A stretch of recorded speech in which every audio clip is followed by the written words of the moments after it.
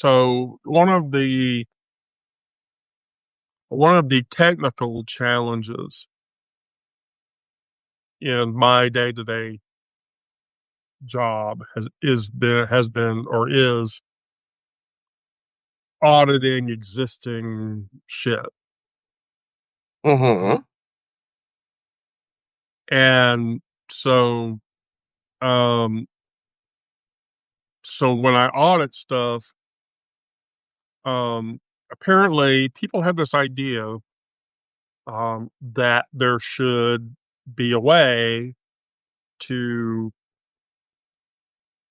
do that effectively without. Oh, Oh, you're looking so oh, you're looking so cosmopolitan again, Brandon. cosmopolitan. Yes, I'm gonna try to yes. plug my phone in. Mm.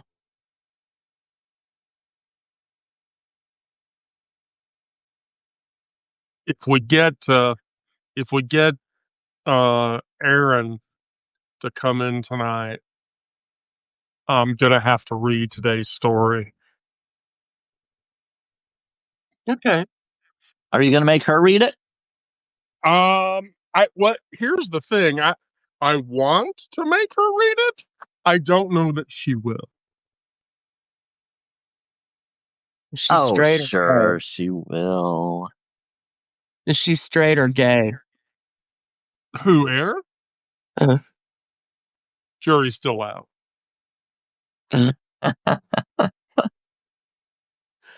well, see, there's no make her do it. There's convince her. Yeah, there's like convincing Mm. So, the person. where's the birthday girl? I figured she'd be coming in. Yeah, I like the Whose birthday? Astrid. Astrid Belladonna. Oh, My ex and I had dinner tonight, and she'd asked me a few days ago for Astrid's postal address. And I said, I gave it to her. And I said, did you send her a card? When I sat down at the table with her, because we met at this Mexican restaurant. No, I sent her flowers. I was like, well, okay then. Oh, she's very courtly. So, anyway. Courtly. Oh, yeah. She's, oh, yeah. The Why are flowers you and using the the whole word? thing. Okay, now you have to quantify it. Why the fuck are you using the word courtly? Not like that. I mean, she's an old fashioned butch. She was loads of fun to be in love with. She really was. I just don't do relationships well. So, anyway. um, but we're gonna see Astrid next Friday night anyway, because she's doing a whatever the pagan equivalent of Halloween is at her house. So, Salmon. okay. Yeah, salmon. I aptly pronounced by those who do not know Samhain. Yeah. But yeah, the actual Gaelic pronunciation of that word is salmon, and it's. I'm actually gonna probably be cooking fruit tarts. What tarts? Fruit tarts. fruit tarts. Yeah. Hmm. So basically, what we do is you take an apple, dice it up, and you take like 4 or 5 slices, and you lay them on wax paper. And then you cover them with honey or agave nectar, and then you put over the top of that thawed puff pastry. Brush the puff pastry with an egg wash, and you bake it, and that is a traditional Druid tart. Huh. And it's kind of bready and appley and honey like, but it's very tasty. Well, she had asked me, oh, I don't know, a week or so ago what I would like to. Did I have any ideas for what to fix for dinner? And I said the only thing I can think of was borscht because I'm thinking Halloween, bloody looking, Borscht. but borscht has beef broth in it. So she said she's going to find a different way to make it where it does not have beef broth in it. My Jewish friend Mo taught me how to make borscht. He died in March. I'm so upset. Was he Anyway, Russian? Oh. huh? Was he Russian? Well, he could have been, I think. His parents were. Their last name was definitely Russian. And I don't think they were born in this country. So he was. But he was kind of we had that in common. He was the change of life baby. He's the youngest, a bunch younger than his siblings. So, Nikki, I do indeed love and consume copious amounts of mead during the activity of festivities as a druid. Mead is a required beverage if you're a druid, and maybe a lot of people don't know that, but there are certain things that you have to consume during festivus, and one of those is copious amounts of meat. I used to make it myself, actually. to get you ready for the feats of strength? No, to sleep because you're gonna drink. Yeah, because you drink. So, Laura, I'm happy to talk about druidism. I was talking with my therapist today, actually, and I told my therapist, I was like, I do my live sessions at night. And I have to say, I'm fucking sick of talking about the news. Well, then let's go. Yeah, I just want to talk queer shit and pagan shit and social shit and like inspire or whatever. And so, yeah. Well, I learned a new term today. Oh, let's hear it. New What? term. Unicorn hunter. Unicorn hunter. Oh. Because I was in the Kansas City subreddit and there was a thread from someone who had just moved here who wanted to know where all the lesbians were. And I didn't actually answer the thread because the person was like 20 years old and I'm, yeah, grandma is going to give you some advice. No, I don't think so. But yeah, someone else suggested this group, this online group, and somebody else responded to that with, oh, well, it's a bunch of unicorn hunters. And that made me laugh because we don't have any lesbian-only bars in Kansas City anymore, although I heard one just opened up recently. Oh, I thought there was one. Really? Yeah, this place is supposedly called The Dub. Never been there, don't know anything about it. But anyway, yeah, the ones that were there back in the 80s and 90s, yeah, they let all these swingers come in because that was the only way they could make any money. Women weren't buying enough booze. Let's just talk about that. Do you understand what a unicorn is?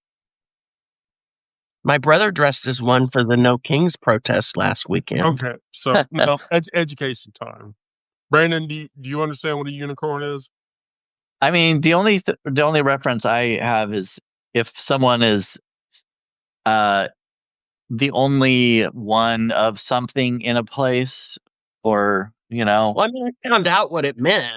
I just thought it was kind of an interesting. The definition of what a unicorn is, and then you can tell me if it aligns with what you were told. Uh-huh. So a unicorn, especially in polyamorous communities, is where you hear that term a lot. And well, Charlie, it's more than that. So a unicorn is... Yeah, that would be a unicorn in my crowd. Right. Get the fuck out of here with that shit. I gave up dicks a long time ago. Sorry, Brandon. Is in polyamorous circles, a unicorn is a bisexual woman who is the perfect third partner in a male and female in a male-female relationship. Like the perfect third person to make up a throuple in a heterosexual couple. That's a unicorn. Oh. You know. So Craig, my drag name is Hugh Jassole, and don't spell it wrong either.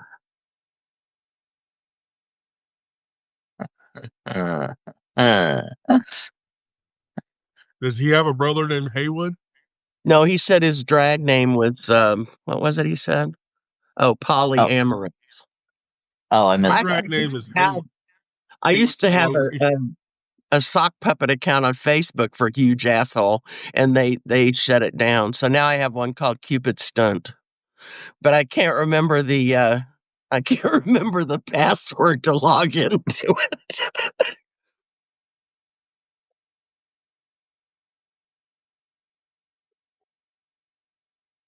Huge anus. Huge.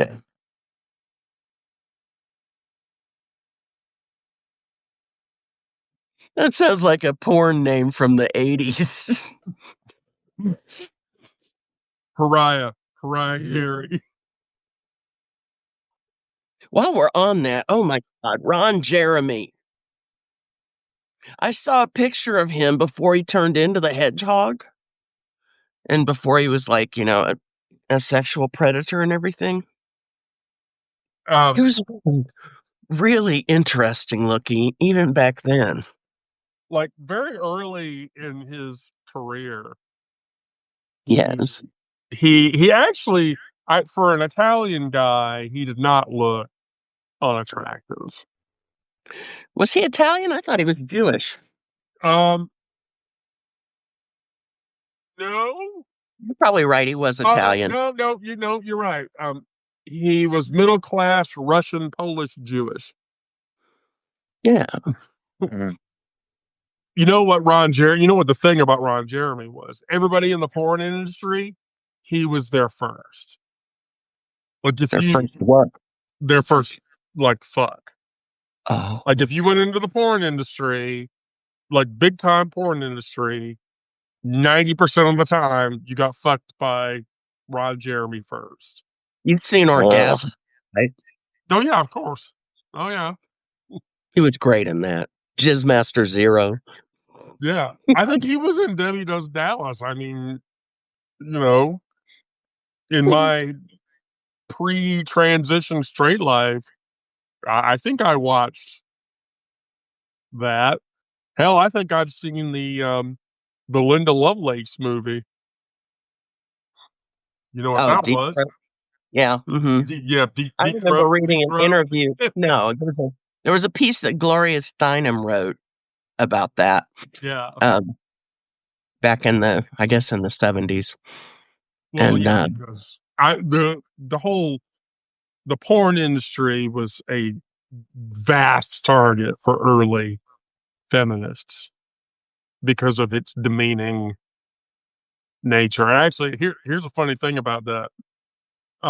Playboy published an article about feminism's fight against pornography and published it in Playboy, and I thought at the time, that's fucked up. See, I'm not. Nobody read it anyway, probably.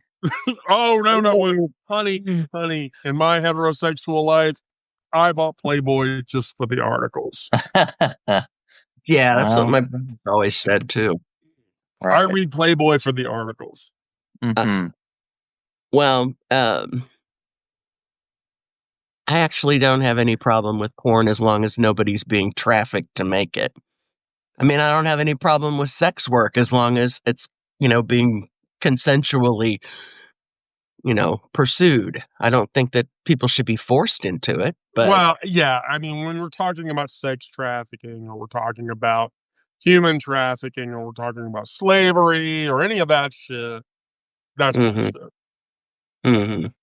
But if you're a sex worker and you are I mean, there are respectable sex workers. I know about it. I am so tired of MSN.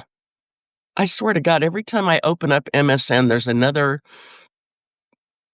story here about why Gen X doesn't want to work and we're all going to get fired. And now it's something about why millennials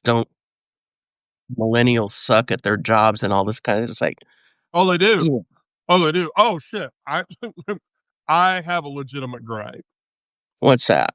I have a legitimate gripe. So I manage, as a senior engineer, a team of individuals.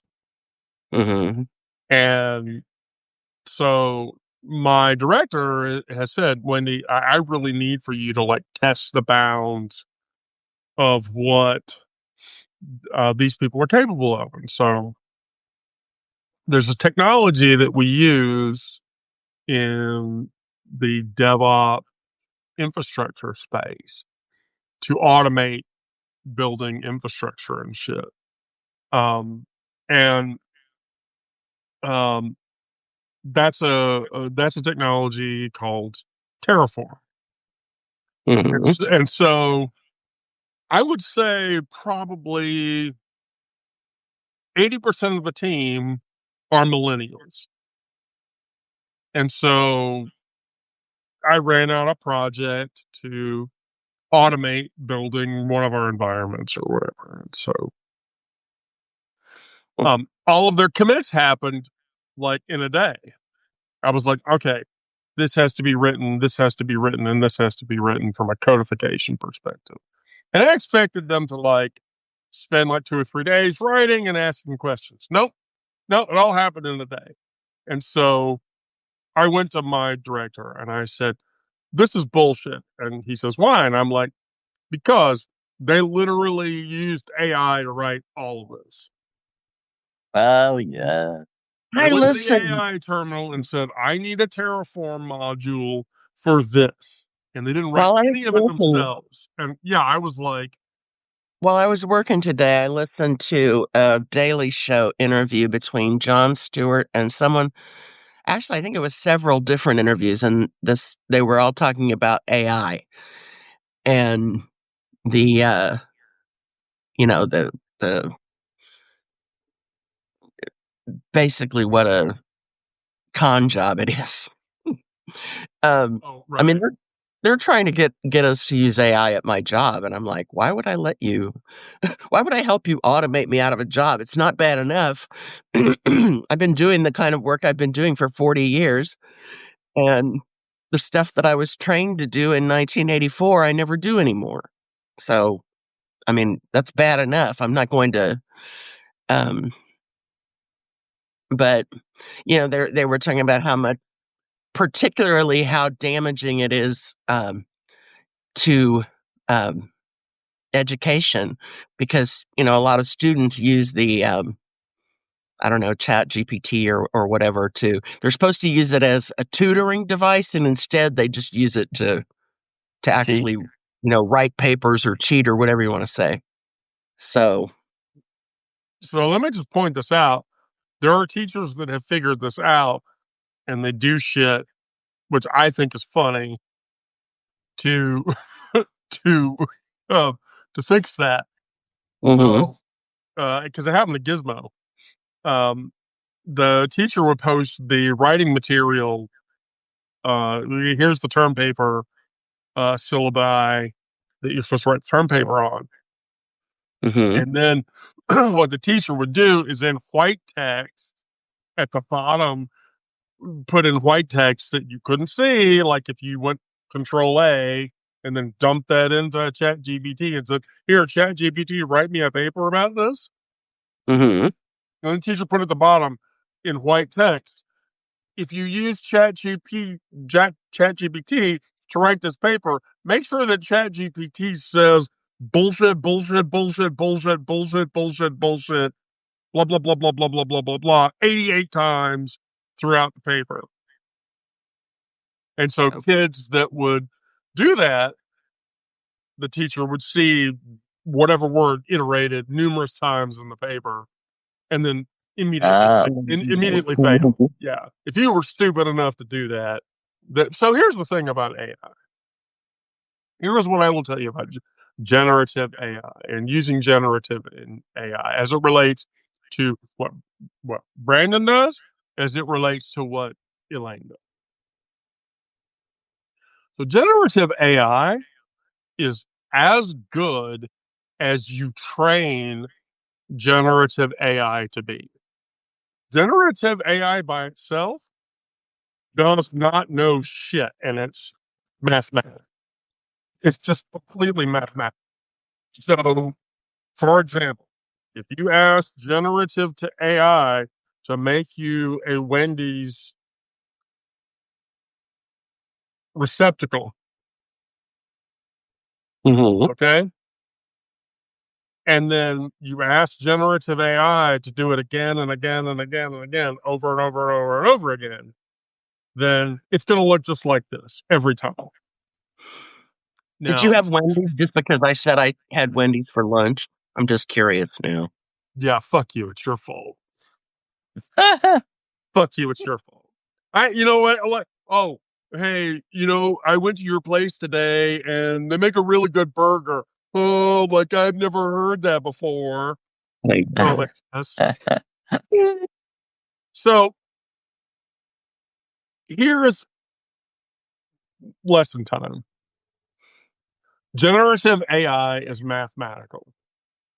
2 plus 2 is always 4, except on the outside calculi cases where 2 plus 2 can technically equal 5, but that's math trickery. But for the rest of the time, 2 plus 2 is always 4. So I hate using a Star Trek line to prove this point. Oh, hi, Sarah. We'll bring you in next. And that is, um, like at the end of the original Star Trek movie, they're standing there in front of the Voyager probe or whatever, and the thing is sentient and it's amassed all this knowledge or whatever. And so the line is something like, or Spock says, the V'ger has to evolve. It's expand its intelligence beyond what can possibly be known, and it must evolve. And so then Bones says, like, what more is there than the universe? And I think Decker is the one who turns around and says, parallel universes versus different states of being, different forms of consciousness, all things that cannot be defined logically. And what does that require? That requires a human element. And that's what AI will never have. AI will never have the human element attached to it. Einstein said it best when Einstein said 0 to 9 get you this far. If you want to go the rest of the way, imagination is required. And that's the problem with generative AI. So, how do you use generative AI in daily use? You use it because you train it to do the things that you need it to do. An example, at its rawest form, grammar check on your word processor is generative AI because you're asking a program to correct the grammar in writing that you have done. How, technically, how is that any different? No, I know. Yeah. Well, it's like I used to do a lot of transcribing. I worked for lawyers and, insurance companies and stuff like that. Back in the 80s and 90s, I had a lot of transcribing I did. Right. I hardly ever do it anymore because they have software that does it now. Right. It doesn't do as good of a job because every once in a while, some poor engineer will say, Elaine, will you please listen to this? And I'll listen and it's like, who the hell did this? Oh, okay. So, But if you train generative AI to do things, then invariably it can handle minor tasks. If you ask it to do 10% of whatever it is that you need for it to do, it will do it. For example, the queer space stories. I write all of the conversation that happens in the queer space stories. So when I write the safety of a queer space, the first stage of that writing is the conversation between the people that are in the queer space. So I do just the conversation, and then I do the setting. It's the bar. It's dark. This music is playing. That music is playing. Yada yada yada yada. The 10% that I have left, that's where I tell generative AI, I have these 2 paragraphs and I'm missing something that between them that doesn't connect them as good. What 1 or 2 sentences can I add that will connect the 2 of them together? And I get that every time. And to be clear, it makes the story flow a little easier. That's as far as I allow AI to do anything for anything that I do. When from a software perspective, I write all of my shit ton of Python and YAML and Golang or whatever. And when it breaks, I will ask generative AI, my object broke at this point. Why? And generative AI will say, oh, your syntax here, here, and here is wrong. Fix that. And then it will work. And then I do, and that fixes it. Generative AI and AI in general is literally an aid. And depending on AI to do things for you in their entirety is bad. Don't do it. But if you edit a resume and then you tell a generative AI, I wrote this resume, does this sound okay? And you confine the AI to a 50-word response or whatever. Generative AI would tell you, oh, this sounds okay. You could do this or you could do that. That's your choice. But you're confining the AI. Yeah, you're confining the AI in that way. That's where it's used. Okay. I've been working as an AI trainer for the last couple of years. I don't know if I've ever mentioned that or not, but right. And ultimately, that's what will happen. As technology increases, as jobs transition, everybody will turn into a trainer. Because you still have to train the thing to do the thing if you want it to do the thing. How is that any different than programming a robot to put a car together? Still have to program the robot to put the car together in the factory. The robot just can't do that by itself.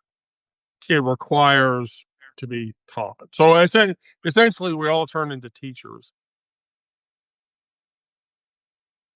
But yeah, the company I'm freelancing for now, most of the projects I'm doing are with audio. I'll come up with prompts and I'll stand like 4 feet away and have background noise of dogs and cats or something like that, and to help the AI be able to hear the prompt that you're saying, with getting rid of like background noise and stuff like that. But from what I've seen, a lot of people are kind of they're afraid the AI is going to take over their writing jobs and things like that. But I mean, from what I've seen, they're not very good poets. They're not funny. They do not understand sarcasm.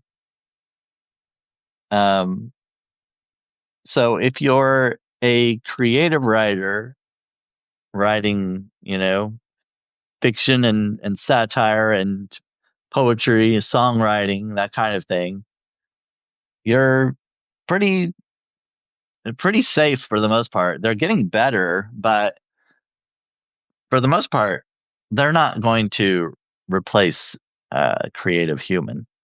No, Not anytime soon, at least. no. No, I certainly agree that AI will never be able to replace a human being. By the way, I was given privy to early generative AI's attempts to they built the AI up and then they asked it, how do you conquer the world and take over the human race? And the AI had no idea, like couldn't answer that question. And so from that perspective, if AI ever became self-aware or whatever, I think it would sit in a corner and go, God, this is a horrible place. Somebody just kill me right now.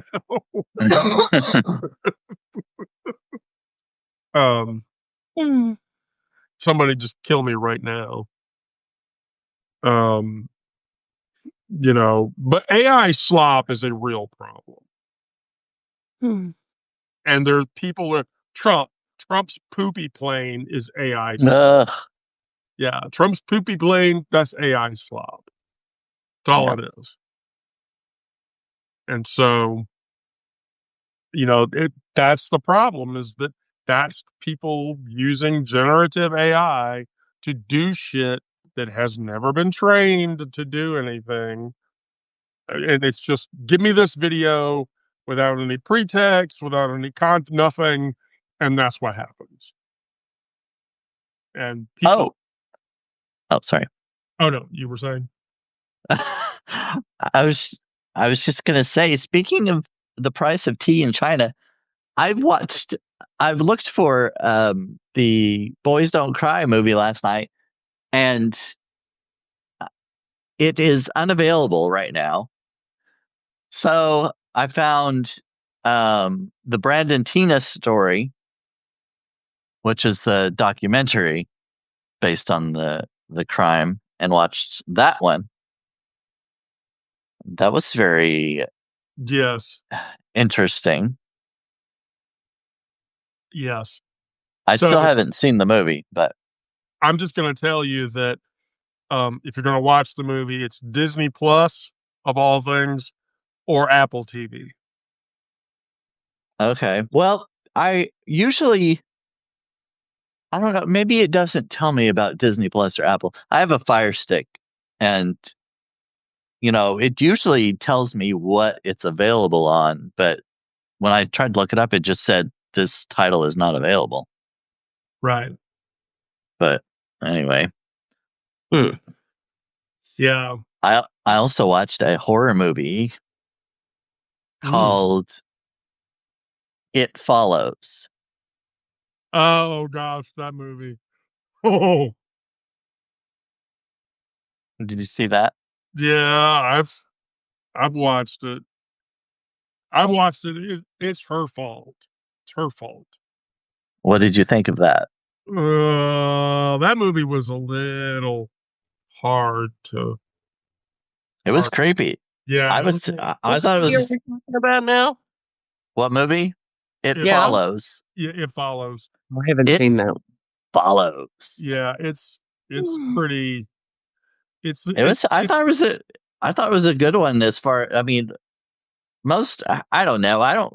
A lot of horror movies nowadays, I don't really think are all that great. But that one, I thought it was pretty good. It was pretty creepy. Okay, for being made on a $1 million budget. Oh yeah. Yeah. For $1 million budget, it was really good. Yeah, they didn't need a lot for that.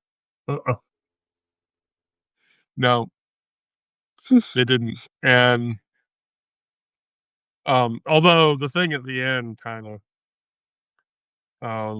I thought was the way it ended was a little weird, but yeah, I like movies that end that way though. Well, but I had more of a problem. Okay. Creep factor is definitely up. Yeah. So, all right. So, Elaine, I'm going to sub you out for Sarah. Oh, is this how this goes, huh? Yeah, right. And here's why, because Brandon, I'm gonna need for you to help me. Oh no. Yeah, This isn't one of those unicorn hunting things, is it? no. So All right. Good night, everybody. good night, Elaine. Well, you probably don't want to hang around for this, but listen. All right, here we go. What do you need help with? So, because my victim, I Victim. think I've watched that series. Because my victim did not show up today. Oh, Aaron. Yes. I'm gonna read the first half, and I need you to read the second half. Me? Okay. Can you do that? Yeah. What are you reading? Yeah. Let me get my. In walks Aaron. In walks Aaron. In walks Aaron. So I'm signaling you the link, Brandon. Oh, I was gonna say I could look it up, I guess. Yeah, there you go.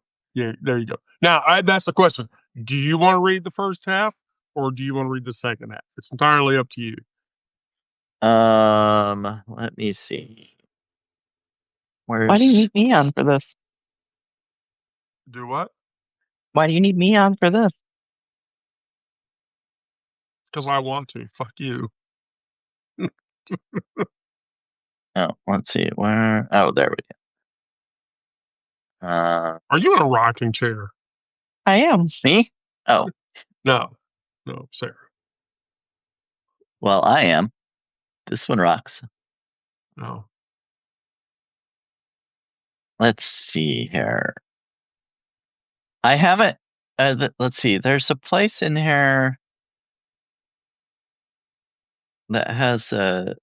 I haven't practiced my Cajun accent, so I don't want to read that part yet. Okay. So here's the thing. I can do Remy's accent. So is that in the first half or the second half? Yeah, Remy's bit happens in the first bit. And as a matter of fact, I will stop right after that part of the story. So I'll take over at Aaron laughs again, perhaps. Actually, you know what? Here, let's say this. Let's say this. Let's say you can pick up where Renee says, "Do you play pool?" Do you play pool? Yeah. Oh, there it is. Okay. You ready? Sure. Okay, we're gonna read stories. Okay, so Miguel slides the amber liquid across polished wood like he's been delivering communion, and tonight it's Remy Martin VSOP. Cognac that catches lamplight like a captured sunset, swirling with caramel promise and oak barreled memory. The scent before the glass stops moving, vanilla and dried apricot, hint of cinnamon that makes my sinuses warm with anticipation. Thanks, Miguel. Mom, you got company coming. His voice carries that smoky, tender quality, childlike warmth wrapped in masculine authority. Some journalist lady. Della said she seems cool, but you know how that goes. I grunt in acknowledgement, let the cognac burn, pleasure down my throat.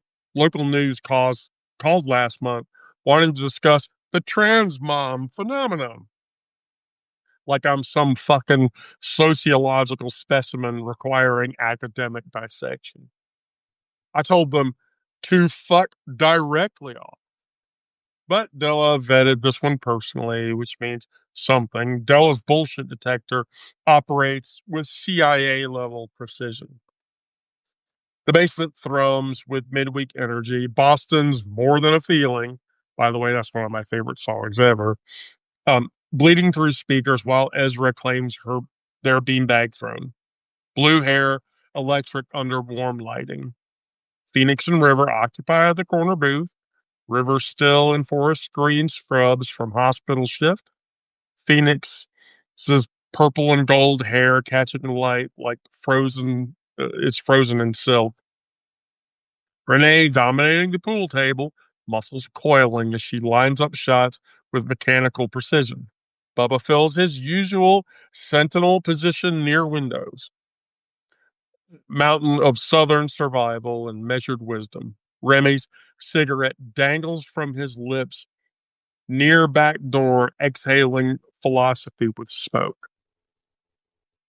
Sarah hunches over philosophy text in the opposite corner, flannel pressed, military sharp, boots making authoritative statements against concrete.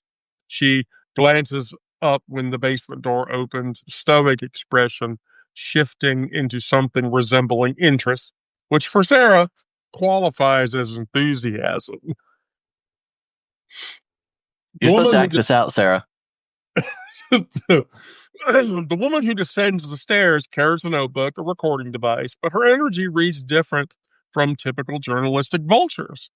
30-something, comfortable in her skin, laugh lines are already forming around the eyes that suggest joy comes naturally and often. She scans the basement like anthropologists cataloging beloved ecosystem, not reporter hunting exploitation angles. Wendy? Her voice carries warmth that doesn't require performance. I'm Aaron. Thanks for agreeing to talk with me. Della vouched for you. I mean, we're good. I gesture towards an empty stool. What are you drinking? Whatever you're having looks perfect. Miguel pours another cognac. Without asking, slides it across the bar with practiced grace. Aaron catches it, inhales the aroma, and her face transforms in with a genuine appreciation. Oh, that's gorgeous. Okay, so she laughs nervously, nervous energy bubbling through professionalism. I read about you in the Gazette. That piece about local queer resources. Your name kept coming up. People called you mom, I guess. Yeah, the cognac burns smooth. Not my choice, really. It just happens. But you don't correct them, she says. Sharp. The question lands precisely where it should, opening conversation instead of closing it. She sets the recording device on the bar between us and meets my eyes directly.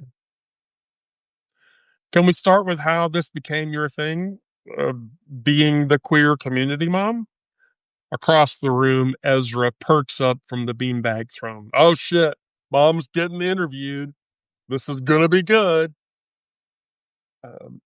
Aaron laughs, full body commitment to the joy that makes her shoulders shake. That's amazing. Do they all call you that? Every single one of them, Della calls from the kitchen where something sizzles with aggressive love. Drives her crazy, but she still loves it. I tolerate it, I correct. But Erin's already grinning because she's heard the truth underneath the words. Tapau's heart and soul replaces Queen, and I let the music fill space while organizing thoughts. Erin waits without pressure, sipping the cognac and watching basement dynamics like she's observing an entire ecosystem throughout observation. I came out as trans in 2019. I lost a shit ton, nearly lost my daughter, definitely lost others. The bar became refuge. Miguel and Della created space where existing didn't require explanation or justification. People just started showing up, kids mostly, kicked out, rejected, surviving on anger and determination. They needed something, and I had proximity to maternal energy without the biological authority to fuck them up properly, which is something I would never have done. That's probably the most honest explanation of chosen family dynamics I've ever heard. So it wasn't intentional, you just became the person they needed? More like I just stopped pretending I wasn't. Can I ask about your kids? Sure. 3 of them. Gizmo, the oldest, Technically, she's always been Gizmo, but Ilsa is her name. 18 now, studying psychology at university, hours away, navigating campus trans issues, while I watch helplessly from a distance. We used to sing in the car together. Queen, Floyd, Leopard. Her voice could make angels weep. The song bleeding through the speakers, it's different now. Memory of a tiny human with enormous voice, belting lyrics from the passenger seat of my car. And the others? Alex, 20, logical, analytic genius, processes world through reason, trying to make sense of senseless hatred using frameworks that should never quite should work but never quite do. Then there's Charlie, 17, gender fluid, excited about literally everything. Erin's pen scratches across the paper, but her eyes stay locked on mine with something approaching understanding. How do they handle it? Your kids. I mean, having their parents become a community resource. Oh, shit, lost my tab. Alex understands intellectually, but struggles emotionally. Wants to fix problems that don't have logical solutions. Charlie thinks it's amazing, wants to help everyone, hasn't learned yet that you can't save people who don't want saving. And Gizmo? The word catches in my throat like a fishhook. Gizmo's processing her own shit at university. She knows what I do here, but we're not close enough anymore for her to have opinions about it that she shares openly with me. That must be incredibly hard. It's fucking torture, I admit, because Erin's face shows that she understands the difference between sympathy and solidarity. But you don't get to choose when kids forgive you for destroying their understanding of family structure. You just have to hope that they eventually understand you were dying inside the lie, and transition wasn't choice, it was about survival. Phoenix lifts their head from River's shoulder, purple gold hair catching light. Mom literally saved my life. My parents kicked me out. I was sleeping in alleys when she found me. Mom saved me. Hell, I got beat up within an inch of my life months back. Mom was there and everyone else too. Erin turns, recording device suddenly forgotten as a human interest overtakes journalistic distance. Can you tell me about that? River speaks instead, nurse precision cutting through emotional chaos. We found Phoenix beaten half to death behind the dumpsters. Punks deciding being non binary qualified as beat up and kill worthy. River, Jesus, Erin says. Uh, Erin's laugh died completely, replaced by something harder. And your parents just what? Kicked you out and expected you to what? Stop existing? Pretty much, Phoenix's voice carries street rough survival. Mom gave me a place to stay, like it was obvious that that's what you do when family needs space. River gave me this. They hold up hand, ruby ring catching light. I promise that we're permanent. Erin's pen scratches furiously, but her eyes stay locked on Phoenix. How old are you? 22. Your parents kicked you out at a 22-year-old and somehow thought that was acceptable parenting? Welcome to queer existence, Renee rumbles from the pool table, lining up another shot. Her biceps strain against a tank top as she drives Q through the ball with violence that speaks volumes. Some parents think DNA grants ownership rights over their kids' souls. Erin laughs again, but it carries an edge now, a recognition of absurdity that becomes tragedy. She turns back to me, cognac glass empty. Miguel refills without asking. So you're housing kids who get rejected? What the fuck else? Whatever they need. Sometimes it's just listening. Sometimes it's helping them find resources, housing, therapy, legal support. Sometimes it's teaching them they're not obligated to forgive people who hurt them just because society demands familial reconciliation. That one probably makes you controversial constantly. People think chosen family means temporary until biological family gets their shit together. I think chosen family means permanent, regardless of whether blood relatives ever evolve past their bigotry or not. Sarah speaks from the philosophy corner, voice carrying blunt authority. The idea that family requires DNA is relatively modern Western construct. Most human cultures throughout history understood that family meant people who showed up consistently, not people who happened to share genetic material. Aaron swivels towards Sarah like a compass finding north. That's fascinating. Are you saying the nuclear family model is actually historically anomalous? Exactly. Sarah closes her book, full attention landing on Aaron, with weight suggesting that she's recognized a kindred spirit. Extended family networks, communal child rearing, chosen kinship bonds, those were all default through most of human existence. Industrial revolution and capitalism require isolated nuclear families to maintain labor mobility. So we pretend this new model was traditional. It wasn't. It was economically expedient. Holy shit. Can I quote you on that? Fuck yeah. Sarah almost smiles, which for her qualifies as enthusiastic endorsement. Bubba's deep voice rumbles from his window position, carrying decades of Southern survival. Growing up black and gay in Georgia during the 70s and 80s, nuclear family would have killed me. Biological family kicked me out at 16. Found my new family in Atlanta, drag queens, street kids, hustlers, and artists. They taught me how to survive when the world wanted me dead. That's family, not people who contributed genetic material, then used it as a weapon. Aaron turned towards him. I watched her journalistic brain catalog the mountain of muscle and memory that is Bubba, person of color, gay man, deep South survivor whose mere existence defies every statistic that should have buried him. How old are you now? She asks. Old enough to know better, young enough to keep fighting.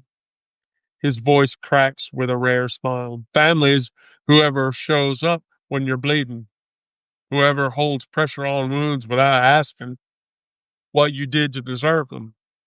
Remy exhales smoke, French Cajun accent, thick as his mama's gumbo. Mon Dieu, that's just poetry right there. My mama, she taught me family is who feeds you when you're hungry, not who you eat with on holidays. That's a big difference, Cher. Aaron laughs again, and the sound of the fills the basement like benediction. She's loosening, I notice, professional distance dissolving like genuine engagement. The recording device still runs, but she stopped checking it, stopped performing journalism, and started to actually participate in the conversation.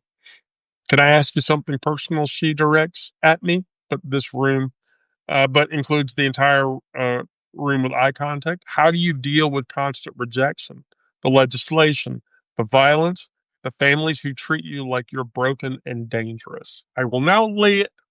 Brandon continued. Oh, I thought it was a pool. No. Oh. That's the halfway mark. Oh, okay. Ezra bounces from. Oh, what? I was just going to tell you the place. Oh, yes. Ezra bounces from the beanbag, piercings glinting like armor pieces. We find each other. We create spaces like this. They gesture around the basement sanctuary, where existing doesn't require defending ourselves constantly, where we can just be without performing acceptability for people who want us dead anyway. And anger, Della adds from the kitchen, emerging with plates of bacon, mac and cheese that smell like heaven looks. Lots of productive rage channeled into food and activism and refusing to fucking disappear just because they wish we would. Miguel laughs, pouring whiskey for Remy, who appeared at the bar without summoning. My wife, the philosopher. She's not wrong, though. Anger's fuel. Self-pity's quicksand. You two are married? Aaron's pen hovers over the notebook. Trans man and lesbian? 15 years. Della sets plates down with authority. Met before his transition, stayed together through it. Figured out what love looks like when gender shifts under relationships foundation. Turns out, love's more flexible than society pretends. Renee appears suddenly beside Aaron, pool cue held like staff of office. Her presence fills the space with muscle and unfulfilled longing, and I watch her eyes catalog Aaron's lines the way cognac glass rests in capable hands. You play pool? Renee's voice carries casual interest that isn't casual at all. Aaron glances up, meeting Renee's gaze directly without flinching. Terribly, but I'm willing to learn if you're willing to teach. Oh, I'm an excellent teacher. Renee's smile suggests teaching pool is definitely not the only subject under discussion. Very patient, very hands-on. I bet you are. Aaron laughs again, and something shifts in her expression. Recognition, maybe, or possibility. After we finish here, I should probably get Wendy's full story before I get distracted by extracurriculars. Renee backs off with warrior's glance, acknowledging boundary without retreating completely. She returns to the pool table, but positions herself where Aaron can watch her play, every shot performed with precision that borders on performance. She's subtle, Aaron observes, grinning into the cognac. Renee doesn't do subtle, I correct. She does interested and not interested. You got the interested treatment. We'll see how the fuck that goes. Yeah? Aaron's expression suggests she's not opposed to this development. Good to know. The conversation flows easier now, Aaron asking questions that demonstrate actual research and genuine curiosity. She asks about my transition, my ex-wife Mary sitting quietly beside Kira at the corner table, the 19-year rift with my sister Jenny we're slowly rebuilding. She asked about John, about the assault that nearly killed me, about Officer Washington, who showed up understanding exactly what was needed. Phoenix interjects with stories about finding chosen family after biological family's rejection. River discusses nursing trans patients, witnessing healthcare discrimination firsthand. Ezra talks about art as survival, about creating beauty from trauma. Bubba shares Southern survival strategies involving strategic invisibility and explosive authenticity, depending on circumstance. Remy punctuates everything with French Cajun wisdom and cigarette smoke. Sarah contributes philosophical framework explaining how Foucault's theories on power and marginalization apply directly to LGBTQ plus existence. Aaron engages her with questions that demonstrate she's actually read Foucault, not just heard him referenced. And I watch Sarah's stoic expression shift toward something approaching animated interest. The basement transforms from interview location into community gathering. Aaron's presence catalyzing conversations that teach her more than any prepared questions could. She witnesses the ecosystem, how we orbit each other, how conflicts resolve through combination of aggressive honesty and unconditional acceptance, how laughter and profanity and chosen family create sanctuary from a world trying to erase us. Nick's landslide bleeds through the speakers, and I have to breathe through another chest tightness. Gizmo loved this one too. Aaron doesn't write this down. She just nods, understanding some memories are too sacred for publication. 2 hours dissolved into 3. Cognac transforming into bourbon, transforming into aged scotch. Miguel produces from a secret stash reserved for significant occasions. Della emerges with blackened catfish that makes Aaron actually moan with pleasure, declaring it the best thing she's eaten in months. Remy shares a cigarette with her during a break, which for Remy constitutes official acceptance into the chosen family. By the time Aaron finally stops recording, the basement feels different. She's not an observer anymore. She's a participant. Phoenix invited her to Thursday night drag show. River offered medical resources for her article. Ezra showed her her art portfolio. Bubba told her about Atlanta in the 80s, when being gay and black meant navigating dual death sentences with nothing but community and defiance. Renee appears as Aaron packs her equipment, pool cue still serving as staff of office. So, about that lesson? Thursday night? Aaron suggests, and something in her tone makes clear she understood exactly what kind of lesson Renee's offering. After the drag show Phoenix mentioned? Perfect. Renee's smile could melt glaciers. I'll buy you a drink first, get you warmed up. I think you've got that backwards, Aaron counters, laughing. Pretty sure the drink comes after physical activity to cool down. Depends on the activity.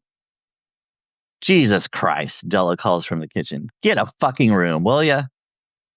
Thursday night, Renee confirms, backing toward pool table with warrior's grace that makes retreat look like strategic repositioning.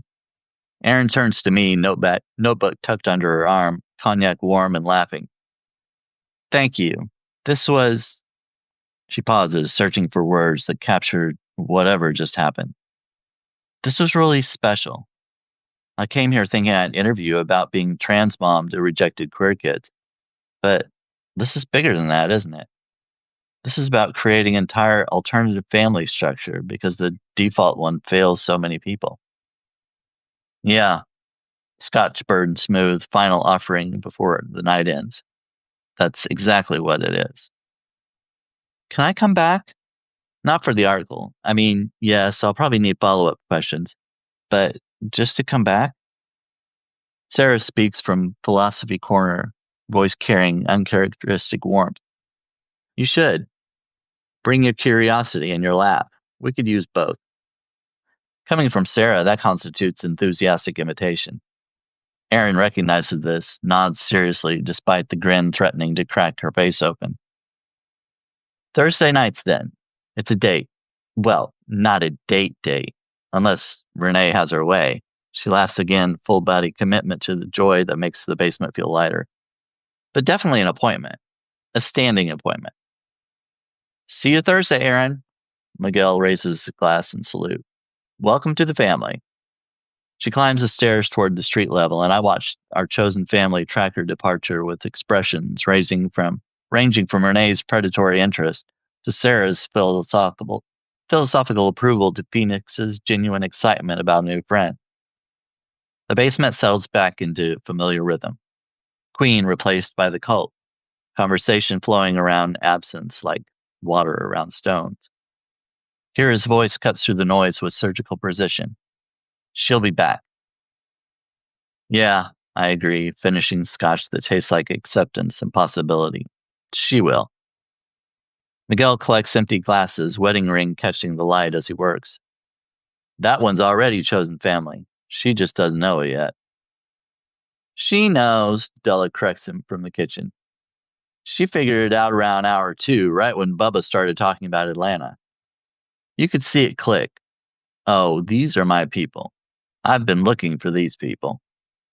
Renee returns to the pool table, muscles coiling as she destroys imaginary opponents with precision that borders on violence. Thursday night can't come fast enough. Down, girl, I call across basement. Let the woman breathe. She was breathing just fine when she looked at me. Renee's grin suggests she knows exactly what she saw reflected back. Besides, I'm excellent at teaching breathing techniques.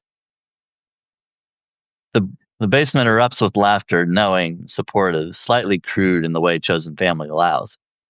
Erin's absence already feels temporary rather than permanent, her return inevitable rather than hopeful. Phoenix and River kiss goodnight before River heads home for sleep before the next hospital shift. Ezra sprawls across a beanbag throne, blue hair electric under warm lighting, scrolling through their phone with intensity of someone monitoring the world's constant attempt to erase them. Bubba maintains sentinel position, mountain of survival, guarding chosen family through simple presence. Remy's cigarette dangles near the back door, exhaling philosophy into the night air. Sarah returns to her book, but I notice she's smiling. Slight upward curve suggesting she found Aaron's questions engaging, her presence pleasant, her potential membership in our chosen family acceptable. From Sarah, this constitutes ringing endorsement. Miguel pours a final round, amber liquid catching the lamplight like captured sunset. The cognac he started with, returning for ceremonial closure. I accept it. Let the scent, vanilla, apricot, cinnamon, remind me that sometimes strangers become family between one drink and another, between one conversation and the a revelation that you've been looking for each other without knowing it. The cognac burns perfect, smooth fire transforming into warmth that settles in your chest beside grief and hope and exhaustion.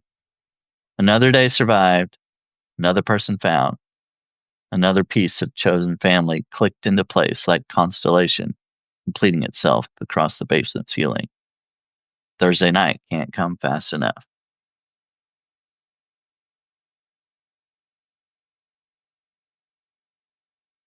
Oh, come on, Sarah. That was a good story. I'm telling you, you write me way too philosophical. I do that for a reason. It's the same way I write. Brandon is so blaringly, writingly positive. I've yet to hear Brandon complain about the way I write him. I'm fine with it. Yeah. Yeah. Get on the train. Get on the train, Sarah. Get on the train. It's a good train.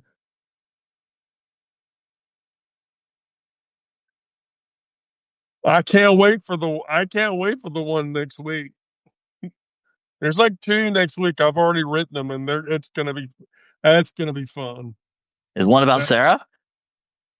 Oh yeah. Oh yeah. Sarah's gonna have to read. I'm not reading it.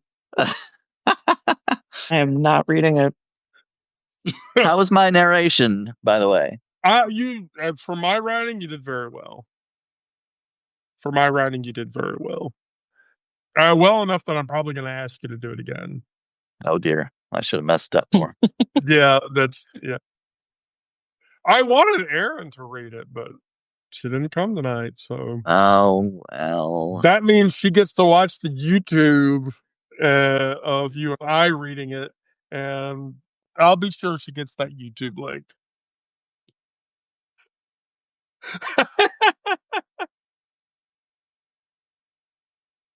By the way, I should point out, Brandon, I don't know if you, and everybody else that's on the live, December 13th of this year, Brandon, that one will be here. That one. Oh. Yeah, that one. That one. Yes, that one. Oh wait, that one will be here. So we'll actually do one live session, and I will make Sarah sit next to me. Which means we'll have 4 people on the live. Oh yeah. I might publish the Renee and Sarah story that night too. Oh boy. I can only imagine. Renee.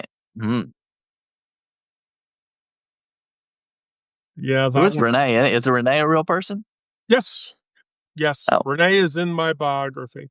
Renee, Remy, Bubba, Karen, and Michael were all people in my earlier life. I want to clarify, Renee is somebody I've never met. Yeah. Renee she's a yoga instructor now. She was an MA competitor. Her sister, Sarah, her actual name is Soraya, is a bodybuilding competitor. Good one too, actually. Renee's sister's built like a brick shit house.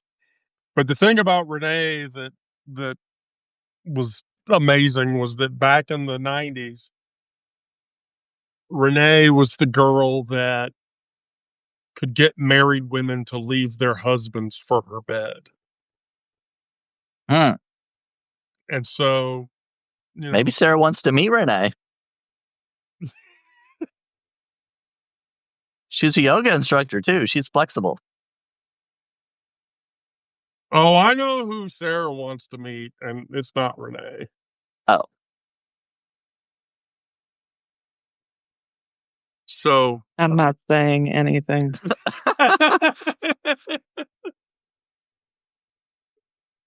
And I happen to know a yoga instructor already. Oh. Does she teach you how to breathe? She probably would if I asked her to. Breathe. That just sounds like Lamaze. Yeah, yeah, it does. I mean, Brandon, didn't you have to learn that breathing? I never learned that even. Yes, breathing during the activity. I mean, I didn't die, so I guess I breathed. Well, you just sort of have to. That helps you. I didn't have any techniques, no. Oh gosh. I mean, I remember having that discussion with Lawrence, and I remember Lawrence specifically saying, "Yes, Wendy, you just have to breathe the moment the event occurs, and then."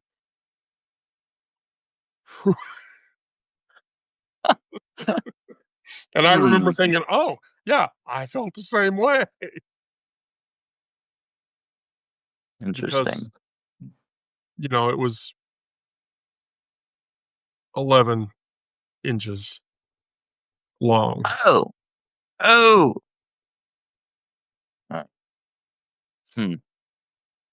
Right. Breathe slowly. Just breathe slowly. Yeah. Yeah. So, well, Brandon, thank you for your reading prowess. Um,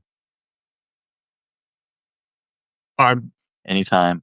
I consistently suggest that I will try to go live earlier than I do, but working when I get home from riding the train, I have to nap for an hour just to recover. Um, so anyway, do either of you have any last thoughts? I did a live baking video earlier, made cheesecake. You made cheesecake. Okay, so will you do me a favor? Will What? you send me your YouTube links? Oh, yeah. I haven't posted that one yet. Well, when you post your cooking videos, send me the YouTube transition links, and there's a reason why.